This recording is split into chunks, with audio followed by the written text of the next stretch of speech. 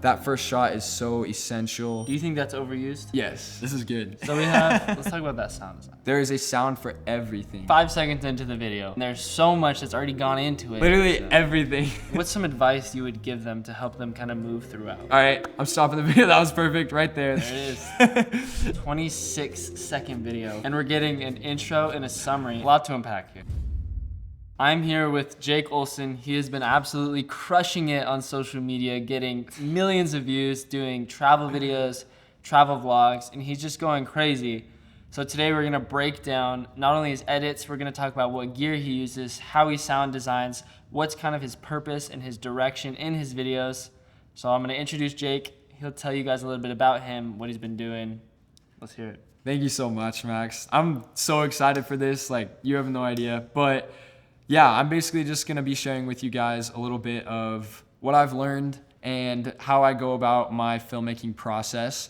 I just went on a month-long van life road trip with my best friends down the West Coast, and we shot a lot of really dope content. So you guys are gonna get a deep dive into, however many years of experience this man has had, put into hopefully not too long of a video, but also explain it good enough. So let's get right into it.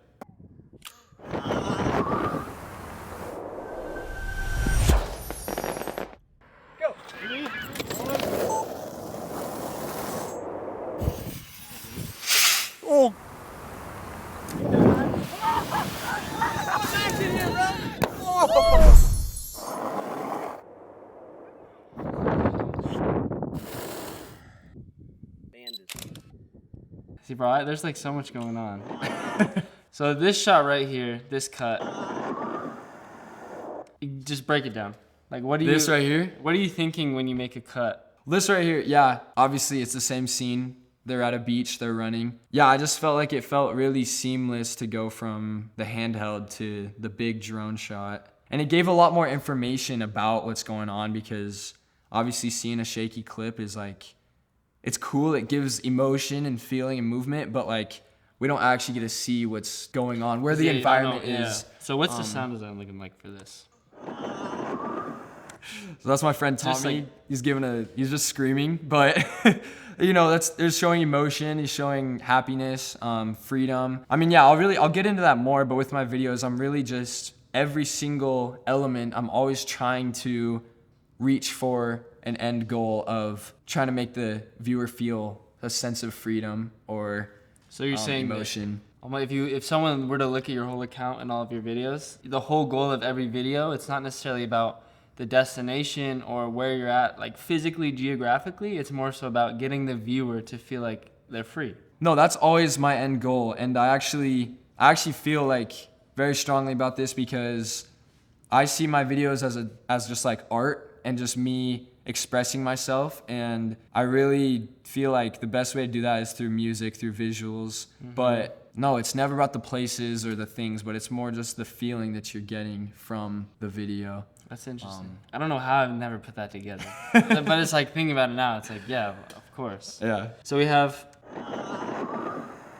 is that just a nice sound design of like raw natural audio to not natural audio, but beach audio, just blended together? Just fade in, fade out? Yeah, it's really just some keyframes of like audio, just mixing it in, and then just making it all flow. But it's really all just like camera audio. This was also after I broke my mic, so this is just straight from the camera, and I tend to do that a lot because I want it to feel as genuine and authentic as possible. Yeah, and then just like a wind, breeze sound. Because with drones, you can never use natural audio. Exactly, okay. Yeah. So I just went straight with a breeze, wind sound. Yeah. You might even hear some waves in there. But yeah, and I really like the wind breaking up sound of this handheld clip, because it gives a more authentic feel. When you're running with the camera, you don't actually hear wind. It's just like a... Yeah. It's all broken up and distorted. So I really like that authenticity that gives. This first shot, this is something I tend to do with my videos a lot. It's a very essential part, is having something eye-catching right at the beginning. And that's what this shot is to me, because not only is it like a beautiful sunset, but this couple, they're holding hands, they're running, it just gives that instant feeling of like, I just want to be there, you know? I want to be in this scene. I wish like, And this is your I friends? wish I was there. These actually aren't my friends. These are just random people? This is a random couple I saw out on the sand dunes. And so I threw on my 85 mil and just hid and like got a shot of them. Yeah, and I noticed that will do really well. I feel like within those few seconds, you can lose a viewer. First First one right away, you could lose a viewer just by the first shot. And so that first shot is so essential, so key to like holding on to your audience. Sorry to interrupt you. What You're good. about this shot? Like, what makes this a first shot material? Does that make sense? Like, Yeah, what yeah, makes yeah. it so good that you want this to be your first shot? I'm just curious, like, Yeah. what you think. I loved this shot when I first saw it. I was like, okay, I'm gonna use that. I love that shot. But even though it's a first shot, it's still not my top shot because I still tend to hold on to those for a later moment that I can build up to. Yeah. So even though it's a lovely shot and it's a gem, I'm still not gonna use my top shots right at the beginning. Depends on the video. It always will depend. So but- this is like, you're using like your 7 out of 10 shot in the beginning to build up to the 10 out of 10. Because Yes. you're right, you wouldn't want to use your best shot in the first 2 seconds and then it just goes downhill. Yeah. Okay, that's good to know. There's so much to pick up from this. There's so much to see. The viewer doesn't have time to like lose sense of what's going on. They are just consumed like instantly. Because you know? yeah, you have beautiful colors, mountains, people you can't see. Yeah. It's also like love, and then there's a huge open sky. So Yeah. again, freedom. Yeah. That's I've also noticed that like on TikTok and Instagram, like all these social platforms, obviously some like love is something we can all relate to. Everyone wants to experience love at some point in their life. That's always something I've actually leaned on. Just like aiming for those very intense emotions that are hard to describe with words that you can only portray through either videos. real life or video. Yeah. Yeah. That's awesome. This shot LA. Yeah, yeah. Okay. So this, you're moving from this to this. Is that this is just also visually pleasing? That's why you use it. You like the Yeah, movement. yeah. It was just a good shot. I love the swaying of the arms, the push in. It's still like the video's starting, opening, where we're feeling these new environments and like You're getting moved in. Okay. yeah, which this shot was more about flowing into that next one of running because we're building up the tempo, the emotion, and it's so key within these first few shots to show a variety of environments because I love being able to put together a beautiful sequence and it all flows, multiple different angles of one scene, but one shot from a bunch of different environments can be like so engaging and so eye-catching because you're enveloping this overall like feeling. To me, when I watch a video where there's multiple things, it makes it seem like there's not more work into it, but it's more special because that means they were here, here, here, Yeah. here, and here. It's not Exactly. just a beach. It's about telling a story and it's about showing a bunch of different places instead of, you know, just one moment, which I love that. I love honing in Well, on and I feel like something, but you said freedom earlier.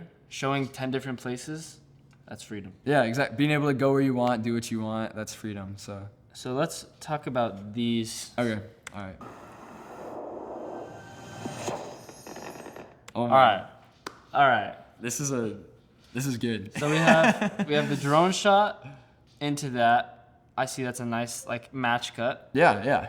And you just did 2 drone shots. Is there a reason or you just put them together?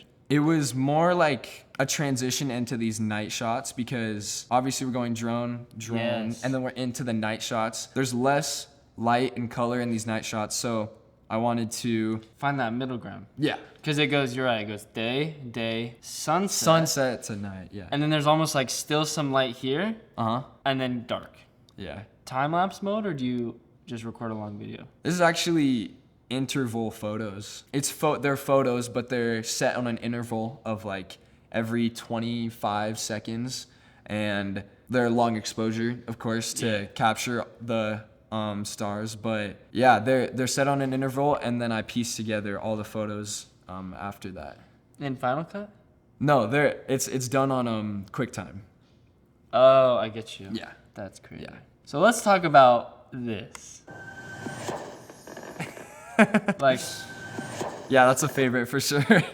so is there any certain link between these? Absolutely, there's so much. These shots were made for each other for We're sure. not even gonna talk about sound design yet Okay. because that's crazy. But like, what's the way you blend these and this? Okay, yeah. So these two shots, they just like really found each other, to be honest. But you know, we've got the stars, the star laps, and this right here, this is actually the moon rising.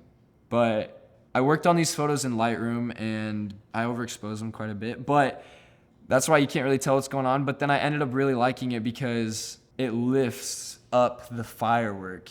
You're right. And when you're playing it, it feels like that moon was like yes. lifting up the firework. Yes. That's like a backbone of a lot of my videos, is finding movements that go with each other in that flow. In all of your footage, there's always gonna be pieces that work together. It's just about finding those parts and putting them in the right spots. So let's say you have 2 full clips. You could pull 2 portions that don't work together whatsoever, but you could also pull 2 portions that flow right into each other. Yeah, So the goal for all of your work is to find those pieces of clips, put them together, and then do that 60 times. Yes, yeah. Because yeah, it's like the same idea of like up into this one, movement into this one, into this one, into this one, lift up. And are you doing dynamic zooms on these? Yeah, it was a This slow zoom out. I felt like it was cool because there's just so much movement going on. Of course the stars are moving and then zooming out at the same time. It's like a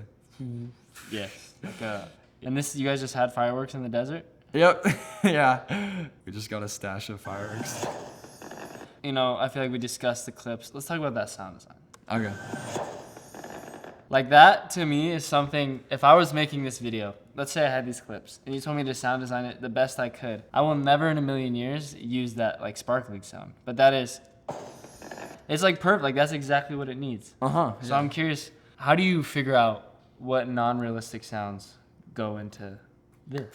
That is such a good question because that is the best way to describe how I went about finding this sound. Obviously, I had the basics of these sounds for these videos. I mean, there's movement here, so there's probably gonna be a little, a little whoosh. And then fireworks, of course, just explosion sound. But then after I had put all these sounds in, I'm like, something's missing. I could just feel that like, there's so much visually, it's beautiful, but like I could elevate it.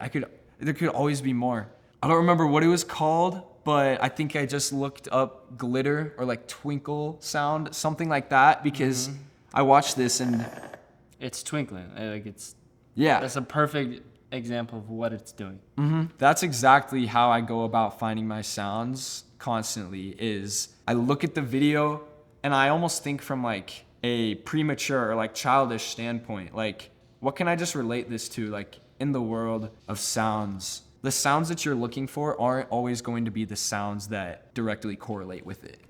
Yeah, and I feel like that when you don't sound design a lot, or when you don't get into sound designing, you're almost limited to your own brain of like, what would this sound like? Yeah. Versus what would this feel like? Yeah.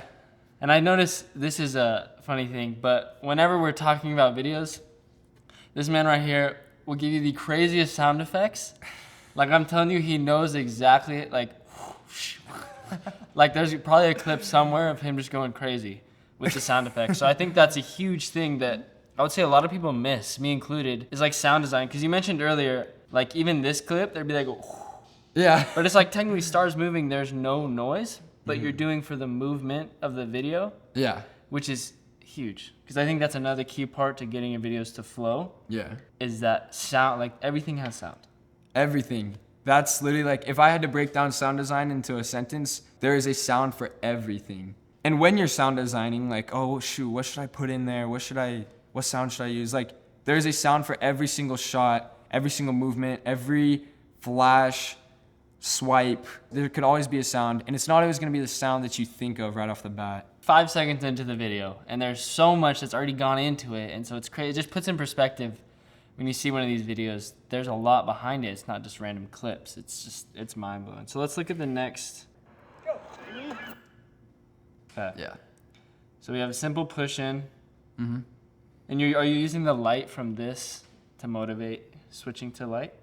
Or is that a thought, or is that me? Possibly. It was also like, I feel like this happens in music, this happens a lot in things, but once I've reached that climax, it's okay to come back down. Yes. And that's actually what these two sequences are doing here is I reached the climax of fireworks and explosions, and then we can come back down, and the next climax is gonna be the skateboarding. So these next 3 shots are actually just building up to my next set of Your next section of the video. yeah, basically. of Yeah.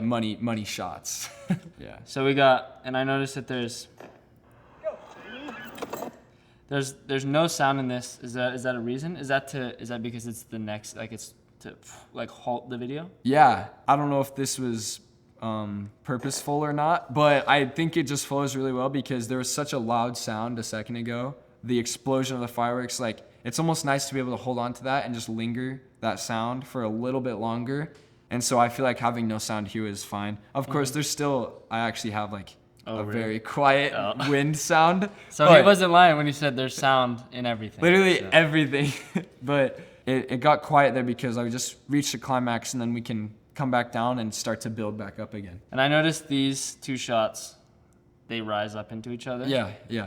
Which I like that. Static, no movement to again slow it down because this Yeah. is the last shot before it builds up.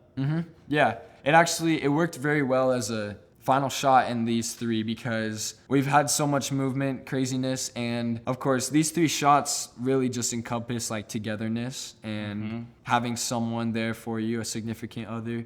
And so, yeah, I feel like they just flowed really well, but then we're about to get into a lot more movement with the skateboarding, so letting it all just pause for a moment was like key. Just letting it relax. Yeah, letting it breathe. Yeah.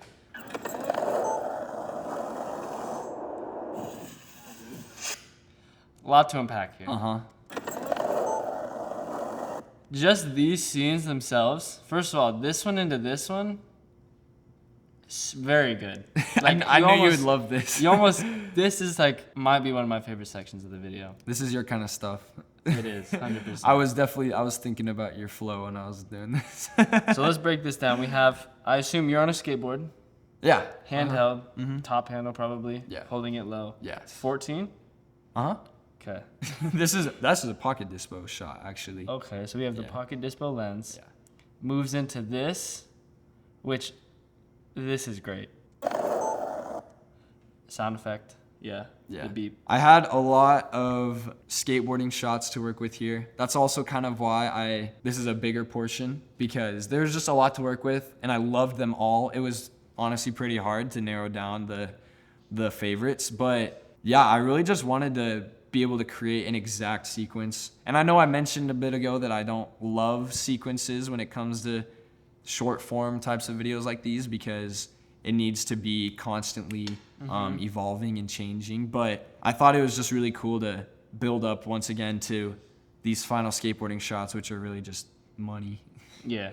Yeah. So my question for you is we're like 10 seconds into a video. Is there any forethought going into a video? Let's say before you even film, is there any bigger vision? And then after you film, is there any, like, do you think, or I guess while you're filming, do you think about the edit coming together? As for when I'm about to start on one of these, of course the thought is, am I gonna want this to be a short form type of video, 20 seconds, 25. That's usually what I'll first shoot for, and so with the song, I'll trim it to however long I want that So I guess, do you know the song beforehand. before you even start shooting? Do you have an idea in mind, or that's after? Actually, no. And if to get into that, I really like when it comes to my song choice, I'm just very genuine and just like if it's a song that I've been listening to or that we even listen to during the time, yeah. then I'll use what feels the most like real and genuine. That's good. I think that's... And authentic. Yeah.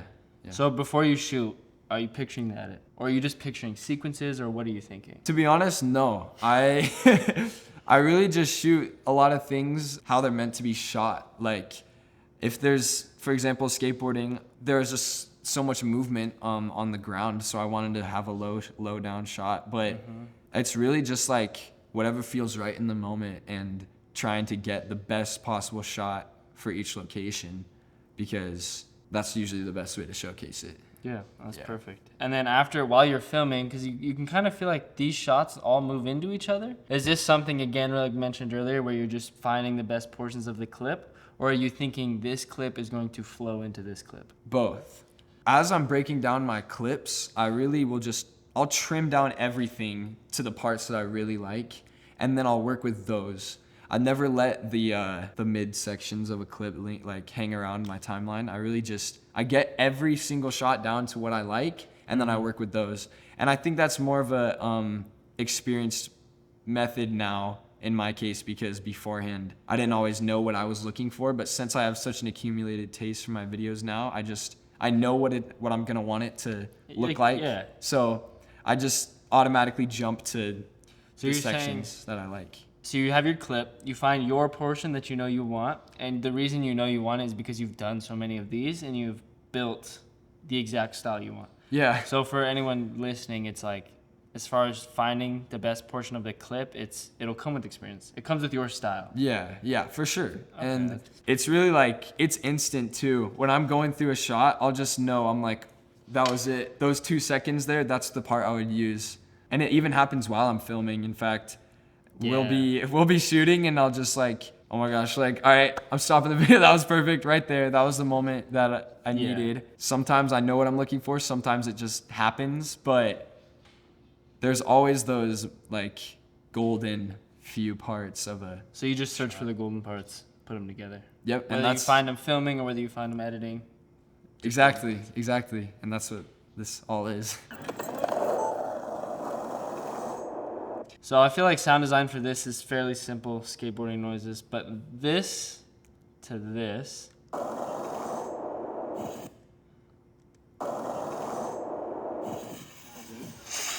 I don't know, something about this. Obviously, these two, they flow into each other, but can you just break down this whole little section? Because I feel like it all flows perfectly.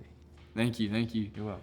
Yeah, I had a moment while I was putting together these skateboarding pieces that as I was sound designing, it just felt so basic. Just like before with the firework twinkle sound, I was like, I feel like it needs something that just envelops you more into the video. And that's when I found this, the start record sound. It happened so fast, but I was sitting there editing and I was like, I see a camera, they're skateboarding, what does it need? My camera was sitting right there and I had my phone, and within like the time span of probably like 20 seconds, I like recorded on my phone, my camera starting, and then stopped it, airdropped it, imported it, and it was in there. So this is, like, you didn't look up camera starting, it's just... No, it's from my phone. That's crazy.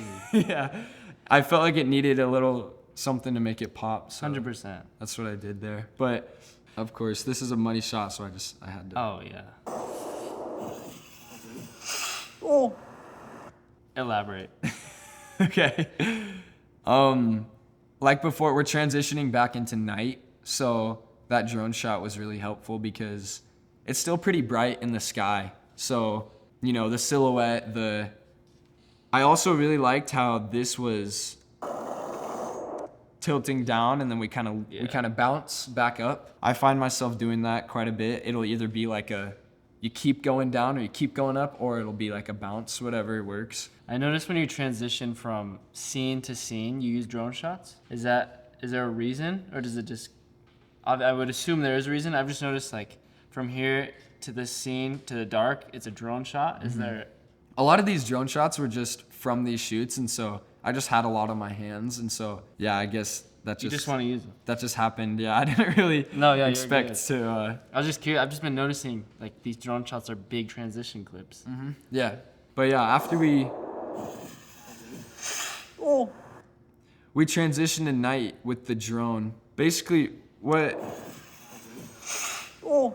so these are all like sparklers shots. So like with the skateboarding, I wanted to have them in a similar fashion, but I didn't want to have these two like intense ones next to each other. Okay, I see what you're saying. I separated them with this calmer one in the middle instead of having like the two. And why did you do that? It just felt right. I mean, I think that's a big part of the edit, and I think, would you say that comes with skill? Is like when things start to feel right. Yeah, and that it just comes with like artistry, being able to just pinpoint what you want just from the experience of doing it so much. Like I could see a video and I would just know right away like what I would like about it, what I don't. And so yeah, I feel like if something just doesn't flow in my mind, then I just don't let it. I just don't do it. No, that makes sense. Yeah. So another question is, do you edit chronologically? Do you go edit from point A to point Z? Do you start in random places? How do you? It's usually chronologically, yes, except for when I have a section that I'm like, oh, I just need this to be here. But usually, since these are very much run and gun on the go, and I'm just like trying to use a sound for the first time, or I usually edit chronologically just because it's makes the most sense. But also, Final Cut Pro has a magnetic timeline. I was gonna say you kind of have to. So 'cause that's the flow that's given to you with Final Yeah. Cut Pro. And I mean, it makes sense because you are basically starting, you're building, you're dropping, you're building, you're dropping. Yeah. So the only time you wouldn't do that is if you kind of had that climax and then you wanted to build around it. Yeah. But since you're basically going through archived footage, Mm-hmm. it makes sense that you're doing it in chronological. Yeah. In fact, I feel like using this software has also probably had a big impact on my process of post-production, because if I had the Yeah. option to not edit chronologically, then I probably would do things differently. But being able to just see things how they are as it's going, it's definitely probably shaped my flow a lot more. So, quick question: did you leave this sound in here on purpose? Oh. I just hear. I'm like, does this? Actually, yes. Yeah. What's the reason? It just flows. I want it to be me, and this is like it's my art, so I don't know, I'm like all those little like blurbs and just random things, like it's me portraying my life. And you know, when I'm out and about just with my friends filming, like there's always just funny little moments. And so yeah, I left that in there because I just want it to feel very human and authentic and Yeah. genuine. So That's yeah, that's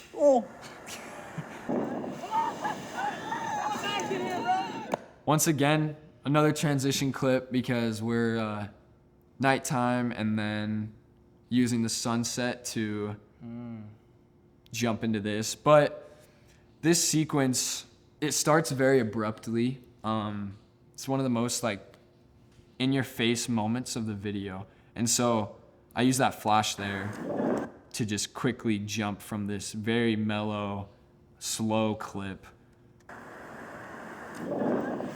Although I use the 14mm for almost all my videos, I couldn't have chosen a better lens because I just love the way that it shows like the feeling of being there and like Yeah. the rush of adrenaline of playing beach football and having fun and running. It felt so authentic. Because I feel like when you use wide lenses, it puts you so in the moment because you're like basically up, you're with them. Yeah. So that's a very good, Yeah. that makes a lot of sense. During this whole shoot, I was just like whipping around with all these low shots, and I love this one of him pulling back and me pushing in. Mm-hmm. It just like, Is that a bit of a luck thing?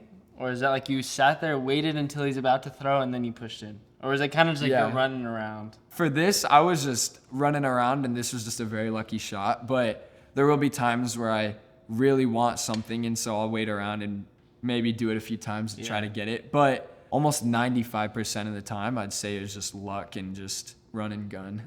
Yeah, I mean, it works. Yeah. I tend to do this as well a lot, but I love the shot of him pulling back, but then he kind of hesitates in this next one to throw the ball, so I cut to another shot that I just like. Jump cuts are just something that I find myself doing. It's not that I want to or that I love them, but it's just like I like a certain portion of a shot and I like a certain portion of another shot.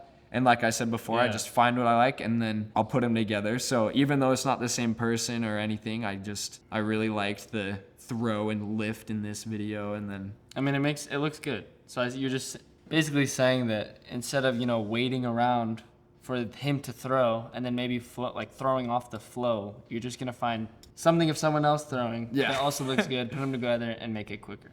yeah, and there's really no rules with it. So I feel like a lot of this is what flows exactly. and what feels right. Yeah, And I would say that comes with, again, experience. yeah, Like knowing exactly what you want. Yeah. Talking about like artistry, like walking that line and getting closer to being able to know exactly what you want and then Yeah. being able to achieve it as yeah, well. yeah, exactly. As for the sound design in these, pretty simple. This right here is so, this part is so purposeful, actually. Usually someone would not think about this, but although this was not like a clip, I was like, oh my gosh, that's so dope. But her throwing her arms up and then easing into the fireworks going up and the camera lift was like perfect. See, it's funny because when we were watching this, I literally thought, I was about to say, let's just skip over this clip. Like, it's fine. Yeah. And then it reaches this, and I'm like, that's why he used this clip. Because again, it's like, it's nothing crazy. Yeah. But just the movement up into the firework, it makes so much sense. So that's funny that you mentioned that, because like before I had seen the firework, I'm like, oh, we can just move on to the next section. Yeah. So that's funny. Yeah, it was very purposeful, but I noticed that and I was like, oh my gosh, that has to go there. Like, this has to happen. And then again, you're using the... Okay. We just end up from, sunset to like space. Yeah. Currently in the middle of space right now. Yeah. So first of all, where are you? So we're in a mirror room in downtown LA. There's this place called the Broad, and it has basically like a 6-foot by maybe 10-foot long room. There's these floating like light bulbs and lights, and you're just surrounded by mirrors. Yeah. Explain, going from this to this to this. Like, what's the... Yeah. I feel like these flowed really well right here just because the fireworks have the balls of light and the sparkles. So putting together these dots with these dots just made sense in my head. So I guess my question is, why did you use slow shutter in this connection? Because if you think about, like the firework is moving up and then the orbs of light are moving through. So what made you want to do almost like a horizontal slow shutter? I actually didn't really have a choice because that's just what I had. If you can see right here, these are 2 different clips, and I just found the point where I'm moving to the left in this one, and then I found my favorite whip. Okay. So I just match cut those. But as for the whoosh here, I feel like it was my only option because I did only have side-to-side whips, but I also kind of do like how it switches things up because it really takes you off guard, the fact that these fireworks are going up. I mean, her arms go up, you're going up, but then I think it is pretty cool that it just switches things up. And let me know if I'm getting this wrong. It feels like, you have an up motion and then you have a sideways motion. So instead of trying to make this work, you looked in the middle and said, okay, I have to go sideways and I have to go up. Yeah. So using slow shutter, since it's longer, it's like that's the best in the middle. Because you can't go up with these next shots because you don't have that option. Mm-hmm. So by using kind of a middle ground with slow shutter, because again, that lengthens things, it helps separate it. Yeah. That makes perfect sense.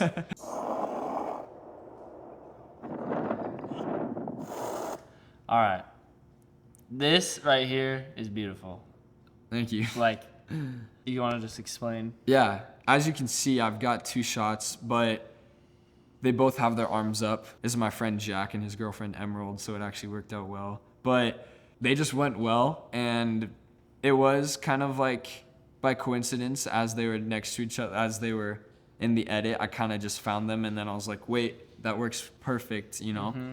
I do like, though, that she's like spinning instead of just being still, because it's not just an exact match cut, but it's like a similar motion. It's like a flow match, yes. Yeah. Like they're in the same spot of the frame. Yeah. But they're not both moving up or both moving. Yeah. I then proceeded to use the same technique for the following part. And, she's kind of stumbling right here. She's got her arms up too, so that kind of works. But this right here. Crazy frame, by the way. Thank you. Yeah. He's jumping. There's 3 jumps continuously because it worked so well with the first arms up match cut that I just thought, why not 100%. do some more match cuts because that's what's flowing. And so I found these 3 that were all of people jumping. So this whole section, match cutting, is there a certain reason you use points of the jump? Because in this clip you're jumping, and in this clip you're jumping, and then in this clip you're jumping. Like, not as in the air, but you're moving up. Is there a reason? Yeah, I actually did find that I tried to line it up so it's like all in one jump. Like, the first is the lift off, the second is midair, the last is kind of landing. But I just didn't like it because...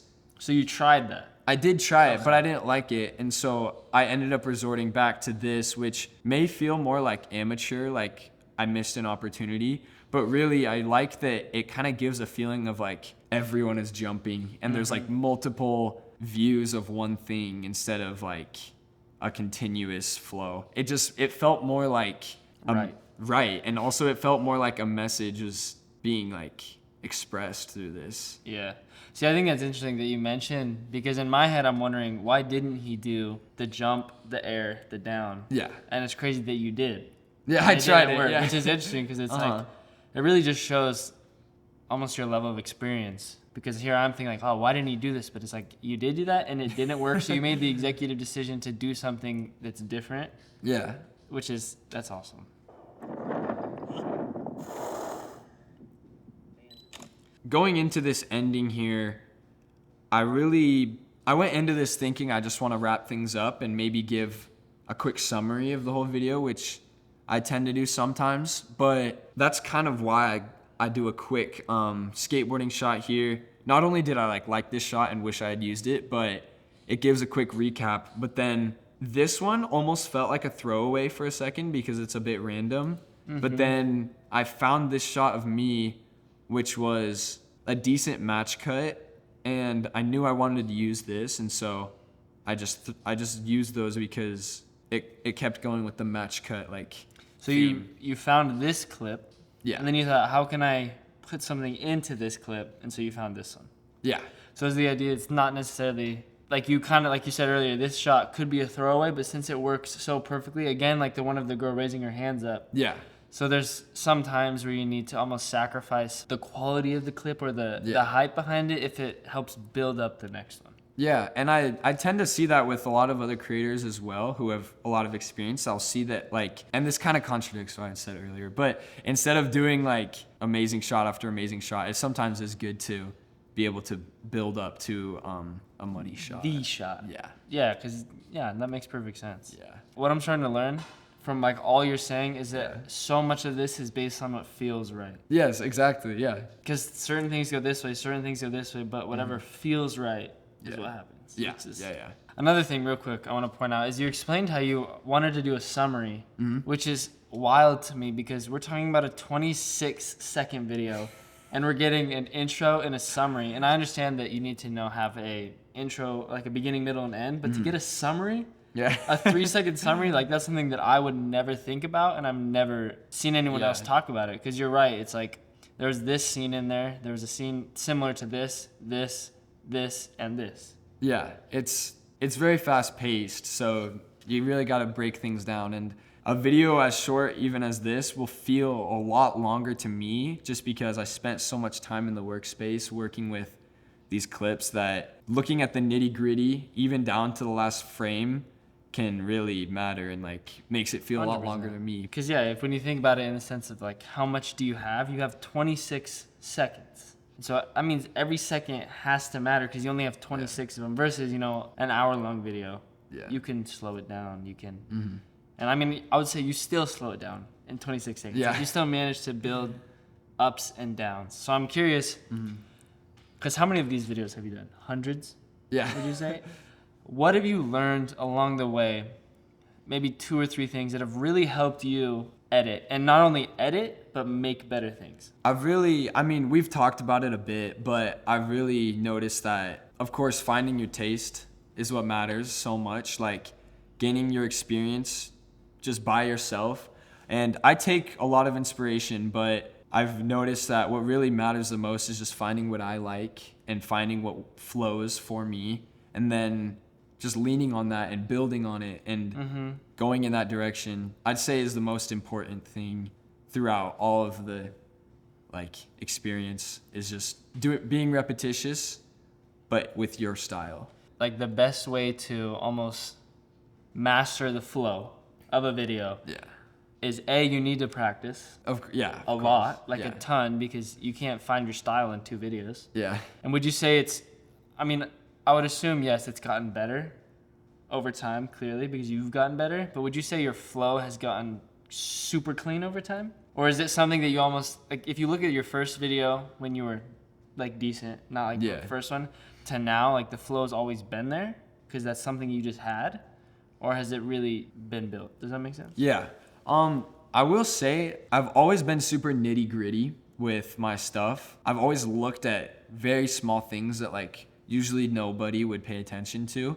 And so I feel like that has always stayed the same with all of my work. As for growth, I've definitely found that a variety of lengths and clips is very important. That's actually something that I've expanded on more lately, and I wasn't as good at. So you want to explain what you're talking about specifically? I've been growing a lot lately, and it's very eye-catching to have a variety of lengths in your clips, because it gives importance and it gives a new meaning to every shot. A lot of amateurs, me included, is when you hear a song or a beat, you want to cut to the beat. So like every clip is 1 second, 1 second, 1 second. Yeah. Maybe 2 and then back to 1. But you're Yeah. saying there's like a quarter second, half second, a full second, 5 seconds to really imply importance to the clip, which I've never thought about, but that makes so much sense. Yeah, I used to do that all the time too. I would just cut to the beat. I've definitely grown past that. That's a good. That because even looking at this timeline, you can see like the difference in shot lengths, which is just huge. This shot was from the same scene at the beginning. It was just a little thing I felt like doing. I felt like wanting to wrap it up and to be able to loop it like that. And I feel like it just really like brought the story together. And the song in this was Runaway. And so I also really like that the initial shot is them running. I forgot to mention that, but I feel like that really just progressed and kept a theme. But yeah, and then ending it off, it's like the end of the video, I mean, they're high-fiving, so that works well, but it's like a good finisher. Exactly, like after you just, won your game, like you're high-fiving, it's just exactly. it's done.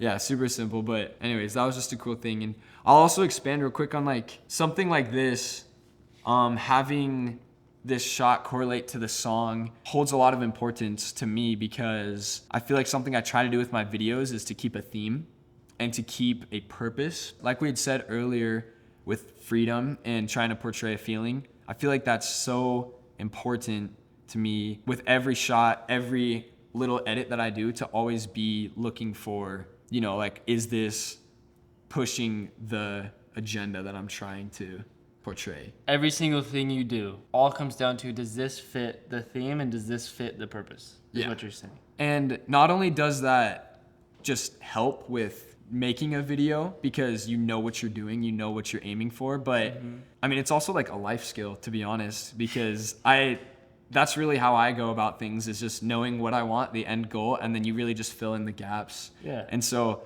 knowing the theme that you have will also be able to hold your viewer, because if they don't know what they're watching within the first few seconds, you're going to lose them very quickly, because they need to be able to recognize if this is something that applies to them, that they can relate to. And that's like also a huge thing that I've learned. You're aiming for an audience, and if your viewer can't distinguish if that's them or not, then they're just gonna get confused and they'll scroll, or your stuff won't get pushed out correctly. I don't even know what to say. Like, that makes so much sense, but I feel like it's something that a lot of people don't think about. Is it's like, why should they watch this? Yeah. And so that's what you're saying. You mentioned in the beginning, love is something that every single person relates to. Yeah. And so by opening your video with love, you need to watch this. Exactly. Like, I could expand on this so much because I feel so strongly about it, but it's so important to have purpose and have a goal. I saw this thing a while ago, and it was a good way to go about producing your content is to have a singular viewer in mind. And let's say yourself, for example, what do you enjoy watching? What kind of stuff attracts you? And then just aiming for that one person and just hoping that they will watch it, because there's countless people out there that are like that. 100%. So if you just think about that one person, it'll make things so much simpler in the long run when it comes to the nitty gritty of like, oh, where does this shot go? Just thinking like, well, if I was the viewer, because obviously as a creator, I want my audience to resemble me and what I enjoy, and exactly, 100%. to be, viewers of what I like. So having an image of the kind of person that I want watching my stuff will help me attract those people that I want watching my stuff. Exactly. When you make a video, there's almost a lot of boxes you put yourself in of like, okay, what's the theme? What's the purpose? Who's the viewer? To put like, it's just, there's so many things you keep yourself confined to, which I think is extremely important because that not only helps you get from point A to point Z, but it helps you do it in like the right way that again flows. Everything feels right because everything's done with purpose. Yeah. Which is huge, and I think a lot of people miss that. Is they have so much good footage because you go on a trip like this, you have so much footage, and it's like how do you even start? Yeah, But exactly. like finding your purpose and how you want it to feel is how you start. And it may seem like complex at first to hold yourself accountable to all these things, but in reality, it just makes them simpler because you have a direction, you have a purpose, and in the long run, it makes it a lot simpler for sure. Because it's like almost takes you out of, okay, I have 600 clips, don't know what to do, to like find a song, find a theme, find a message, find the clips that work, put them together. Yeah. And sound design every single clip because every clip has audio. You explain the whole thing. You have the beginning, you rise, you fall, you rise, you fall, you move through, and then summary, and then it's done. And then you loop. And I would say you don't have to loop every time, but it's nice. If it feels right. Yeah, if it feels right. I'm going to ask you, what's your camera equipment? Okay. What do you use? Because I know there's so many people out there that are dying to know. And then we'll talk about sound design, like specific sound design. Okay. I use a Sony A7S III for all my work. And I've been using it for quite some time now. As for me, I just feel like it's essential to have 10-bit 4K 422. And you're shooting an S-Log 3? Yes, I'm shooting an S-Log 3 so I can get the most dynamic range for my colors. In fact, I wouldn't even call myself an experienced colorist because not only am I using Final Cut Pro, but I'm just, it's just something that, I do my best with. But if it's portraying what I am wanting it to, then I feel fine with that. Do you ever shoot 60? I do, but so rarely. In fact, almost all this footage is just 24 frames because I've noticed that with my goal, and like I said before, having a goal is so important, so you can really dial down on all these little tasks. But I just want to be able to store my footage efficiently because in reality, these are just like my teenage memories, and being able to work with them easily is like very important, and being able to store as many as I need is very important as well. So you're mainly doing it for efficiency and storage. Do you ever feel like you wish you would have recorded something in 60? Obviously, totally. there's occasional times, but Yeah. do you sometimes go into something thinking I should probably do this in 60, but I'm choosing 24? Yeah, absolutely. There will be a lot of times, in fact, and I'll usually still just default to 24 because I want to stay run and gun and simple. And in the end, as much as I love creating these for other people, I really just create them for myself, and I want to be able to just document my memories and be able to hold on to them. So what lenses are you using? I'm using the 14mm G Master f1.8. It's really been my go-to for a while just because it's lightweight and compact. I'm able to just capture everything, which is, like I said, a goal is to be able to just get whatever is going on. Although it does have some drawbacks when, of course, I'm trying to get something that's far out of reach. But yeah, it's a wonderful lens. And so that's what I've usually used. I also have my 85 f1.8, which is ideal because it is the same size as my 14mm. Other than that, I'm just handheld, and I just have a top handle. You had a 24-70, lost that. Yeah. But I still feel like when we would shoot together, you're almost always on the 14. I know, I just love it for some reason. And I think, again, going back to freedom, what displays freedom more than like a wide angle lens? And so it makes perfect sense. And then I feel like the 85, you use that for more of the slow down shots or the focus in. For example, the first shot. You don't want it to feel free. You want it to focus in on what you're seeing. Yeah. Which makes perfect sense. I did have the 24-70, lost that. But I do have an 8mm fisheye, which is kind of cool. I've shot some of my skate clips with that. That's really about it. I also have a VHS camera that I use time to time. I've actually used it a lot in like terms of archive footage just because I'm hoping to be able to go back to that. And I basically have, especially from this trip, almost every scene on VHS as well. So good. That's awesome. So Yeah. we're gonna see some VHS stuff soon. Yeah. Whatever you have, that's what you're gonna film with. Yeah, exactly. No ND. Doesn't like just shoot it, Yeah. which is awesome. Uh-huh. Opposite of me, but awesome. Polar opposites, but we work together. Oh yeah. So I feel like you have a really developed style and you found what you like Yeah. through experience. But I'm curious, who are your biggest inspirations? Who do you look up to? Okay. Just who are you inspired by? Yeah, I have so much inspiration. I take so much inspiration. I actually just flow off a lot of that because I feel like a lot of my work will just be a combination of all these guys that I look up to and that I love. One, shout out Andre Gismundo. He is like amazing at what he does. He's really who inspired me to like start working harder on TikToks and who really got me into it. But something about Dre's stuff that's so cool is just how authentic he is. It's what also has inspired me so much to just like be fine with being run and gun and keeping things simple, because I will always just like look back to him when I think of the fact that you don't need like any fancy gear to create. Just use what you have. He's been using this same rig for like years and his lens is like falling apart. Bro, the kid, it's so funny, but he's just a total inspiration when it comes to that because his stuff is so amazing still, and he is all about just encompassing what's true to you and like Good. being authentic. Ari Kogan, he's like a huge inspiration when it comes to the this style, which is a lot of the more recent stuff that I've been doing. But there's like countless guys that I look up to also in terms of like who I aspire to be like.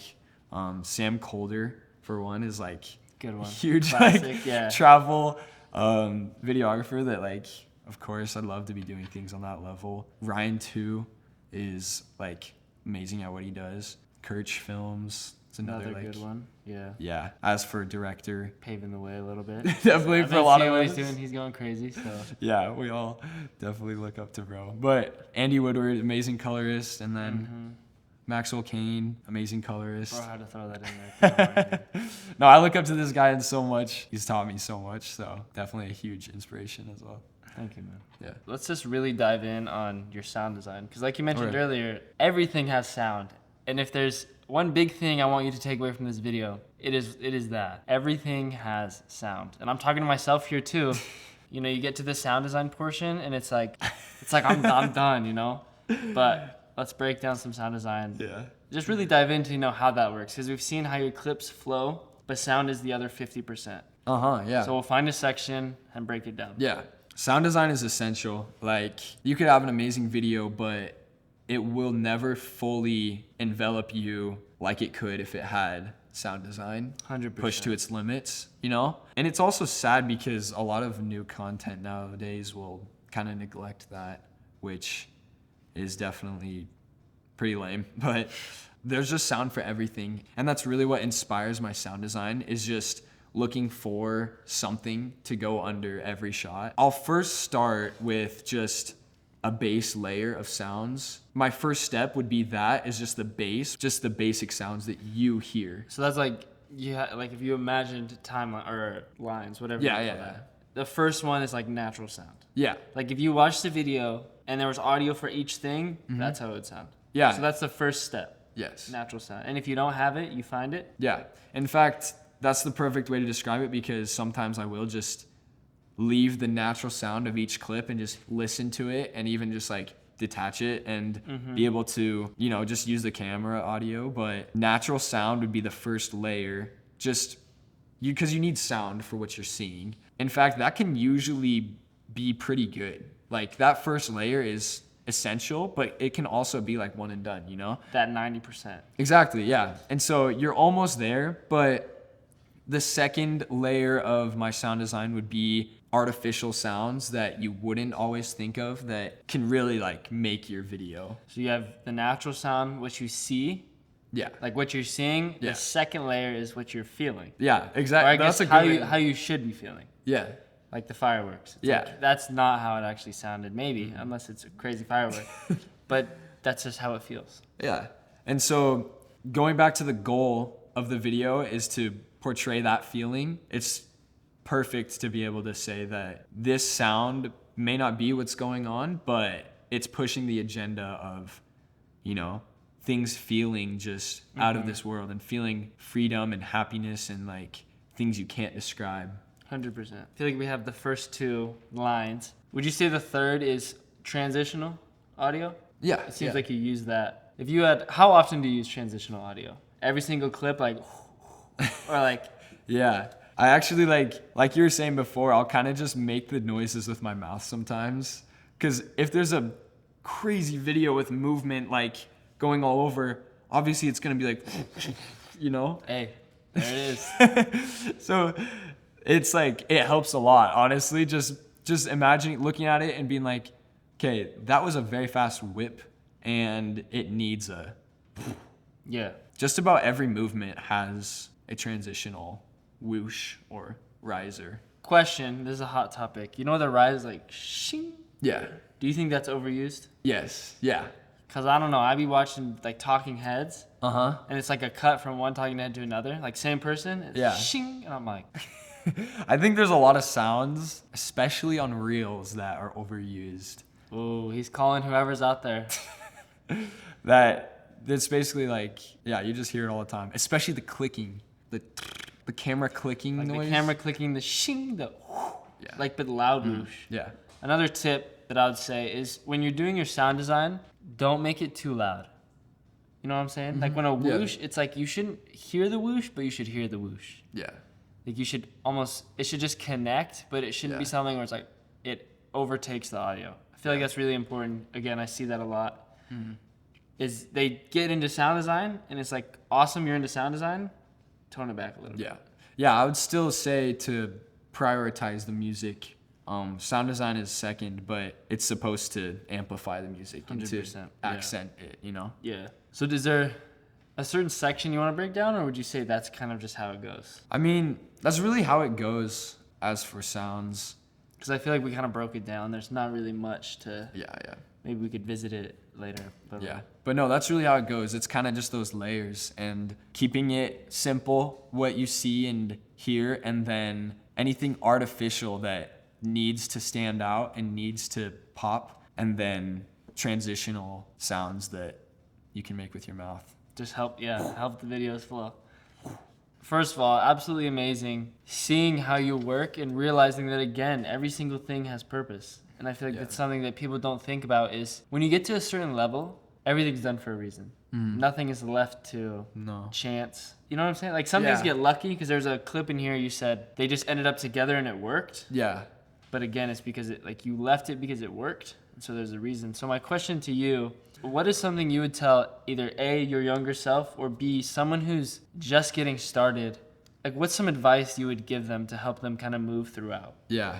We've said it a lot during all of this, but just do what feels right. Don't do it for anyone else. Because all of this work that I do, as much as I love being able to create for others and show off my art, it's really all done for myself because these are my teenage memories that I want to be able to look back on and that I want to be proud of and say like, wow, like I made that, like I lived that, I did that. And so it's really all for myself. And I would say to my younger self and to anyone out there that you just need to do it for you and to do what you really want to do and to not limit yourself because of other people's expectations. Do what you want, basically. Yeah. And I feel like that's another thing for longevity is imagine, because you did a little bit of commercial work and I feel like you didn't really enjoy it the most. But it's not that you didn't enjoy videos because you love videos. Yeah, yeah. But this I can see, even when you talk about it and when you do it, it's like it just Yeah. makes you happy. Yeah. And so it's like you want to make sure you're always doing something that makes you happy. Yes, you can do commercial work. It pays the bills. But a lot of people struggle with, they get so enveloped in the commercial work, they forget to do the things that make them happy. Yeah. And Yeah. maybe like while you're doing it, it's like, ugh, I don't want to do this. But when you're done, like you're always happy that you did it. So I think that's an amazing tip for anybody starting out is like, do what you got to do to make money, but don't forget to do what you love and prioritize that as well. Because at the end of the day, that's probably what you'd want to do the most. Yes, exactly. And it may be a risk at first as well, and that's usually what will hold people back is the unknown and the uncertainty of it. But I mean, this is what I love. This is what I want to be doing forever. So why not start now? 100%. And why not make the mistakes now just so I can have all the fun later? Exactly. So that was a interview with Jake, breaking down his video.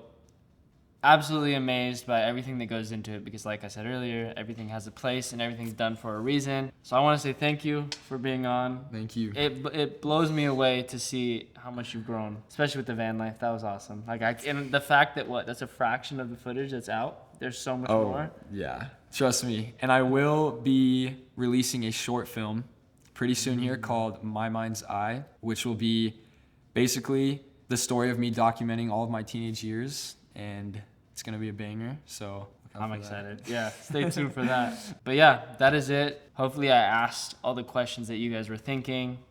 But yeah, thank you all for watching. Please like, comment, subscribe. Don't forget to go check out Jake's socials. I'm willing to bet you've seen his videos already, but go follow him on all of his platforms. I'll put them right here as well as in the description. But yeah, thank you all for watching. I'll see you next Tuesday. See you.